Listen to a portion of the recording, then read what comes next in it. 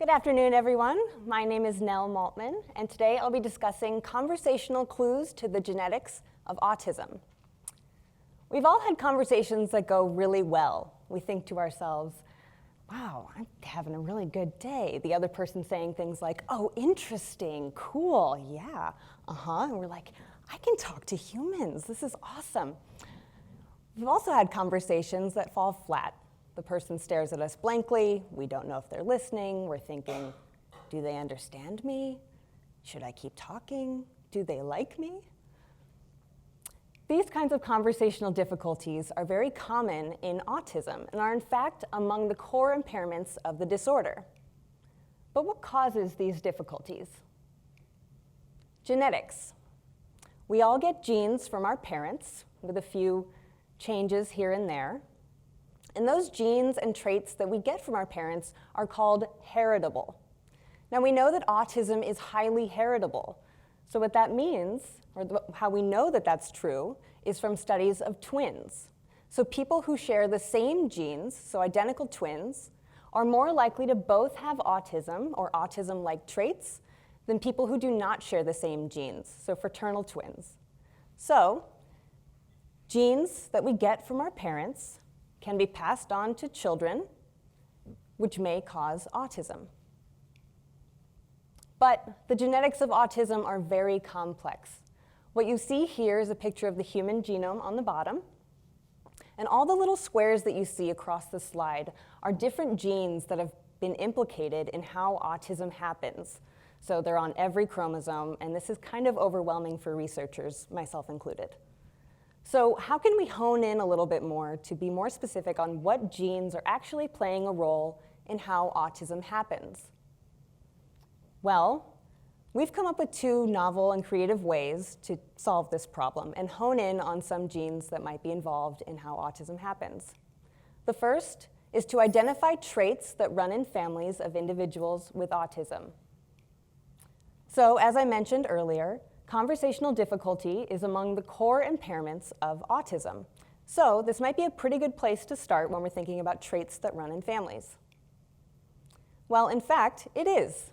So what you see here is that parents of multiple children with autism, seen in yellow, have more difficulties with conversation than parents of only one child with autism, seen in purple, or parents of no children with autism. So this suggests to us that having more than one child with autism might indicate that they're carrying more genes that might be involved in how autism happens, and that those genes are influencing conversation. The second approach we can take in sort of a two-pronged manner is to study how one gene in particular influences autism and autism behaviors. So I've already shown you that there are a lot of genes that are potentially involved in autism and how autism happens. But there is one gene that we do know plays a pretty strong role. And that's called the Fmr1 gene. Now don't be scared. I'll explain it. So Fmr1 is located on the X chromosome. We all carry this gene. So what you see here is a picture of the human genome in that big ring around the circle. So every chromosome is represented. And all the little ribbons are attached to all these little genes that are potentially involved in how autism happens. And what you'll see is that they're all linked back to the Fmr1 gene. And what that means is that they interact with each other. So this suggests to us that Fmr1 might be playing a pretty big role in how autism happens. So, as I mentioned, we all carry the Fmr1 gene. And it can vary in size like all the rest of our genes. So sometimes it's typical, as for most of us, but sometimes when it gets a little bit bigger, this is called it being in its pre-mutation state. And this state is associated with autism traits.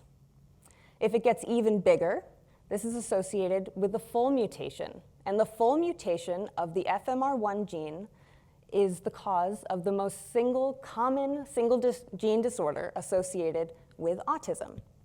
So this suggests to us that if Fmr1 variation is influencing autism and autism traits, then it might play a role in conversational difficulty.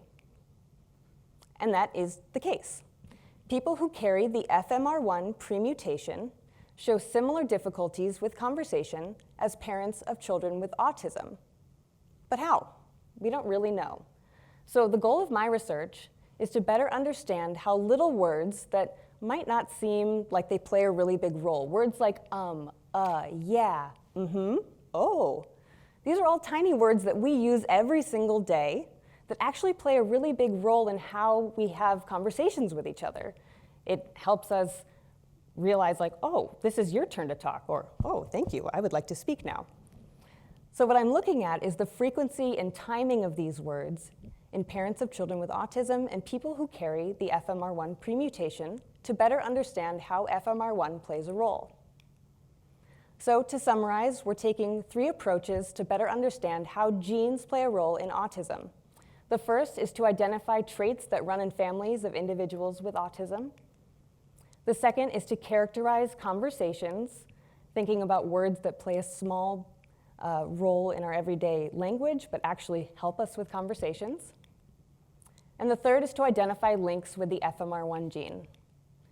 And it's our hope that by understanding how conversations break down, that we can better understand genetics associated with autism. Thank you.